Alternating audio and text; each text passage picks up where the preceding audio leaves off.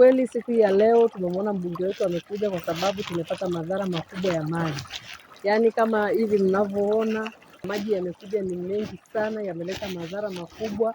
Watu hawatoki ndani, wakina mama hawapiki, hawafanyi kitu chochote. Ila tunamshukuru Mheshimiwa Rais kwanza kwa mradi mkubwa aliotupa wa barabara kubwa ya lami Arusha Moshi.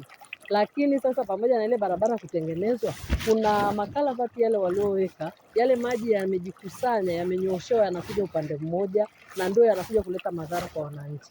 Kwa hiyo sisi kikubwa tunachoomba serikali yetu sikivu, tunajua ni sikivu. Mimi kama mama ninaamini ya kwamba serikali itasikia. Tunaomba msaada kwa ajili ya wananchi wetu wa kata ya Kia. Hali sio nzuri, hali sio shwari kama mnavyoona. Watu wako ndani, hakuna anayetoka. Kitakachopata baadaye nadhani ni kuililia serikali kwa ajili ya chakula kwa ajili ya wananchi. Kwa majina naitwa Mami Lazaro Ndamu. Tumekuwa na changamoto ya maji mengi yanakuja mashambani, yameharibu mazingira, yanakuja paka kwenye manyumba ya watu. Kwa hiyo tulikuwa tunaomba jamani, kama serikali tusaidie, kwa sababu watoto hata wanashinda kwenda mashuleni, na toka lile daraja kubwa lililojengwa ndio imetuletea mafuriko makubwa, kwa sababu kipindi cha mvua tulikuwa hatuna hii shida, lakini sasa hii changamoto imekuja kutokea baada hiyo barabara kubwa kujengwa. Kwa hiyo tunaomba kama serikali tuangalie kwa jicho lingine la pili. Maana tunashukuru kwa ndugu yetu Mheshimiwa Saasisha Mafue kwa kufika hapa, amekuja kuangalia makazi ya watu jinsi yalivyoharibiwa na maji. Haya maji yana madhara makubwa sana. Kuna wananchi mpaka sasa hivi nyumba zao ziko katikati ya maji. Tunamshukuru tu Mungu kwa sababu hakuna nyumba iliyoanguka, lakini nyumba nyingi ziko kwenye maji.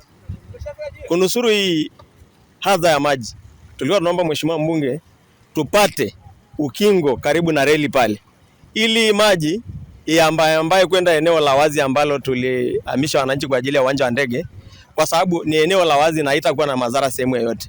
Tangu mvua zimeanza kunyesha, mafuriko haya yameleta madhara makubwa kwa wananchi wetu.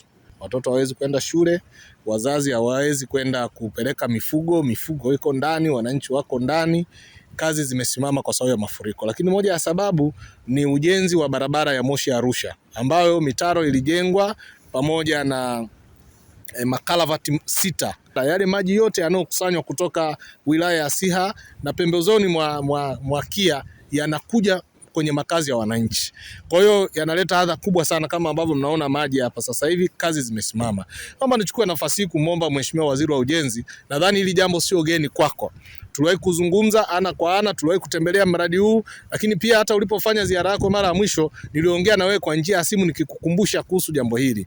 Meneja wa TANROADS nimezungumza naye kwa kina.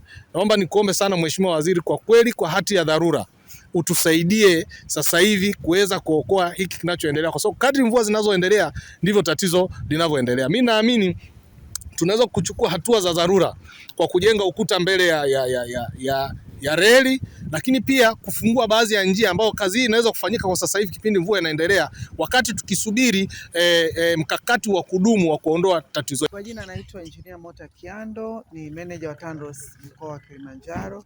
Tumetembelea eneo hili la kata ya Kia, kijiji cha Sanya Station, ambacho ni kijiji kimeathirika sana na maji ya mvua, na tumepita huku kuweza kutoa ushauri kuona ni jinsi gani haya maji yanaweza yakazuiwa yasiende kuathiri wananchi huko maeneo ya kijiji cha Sanya Station.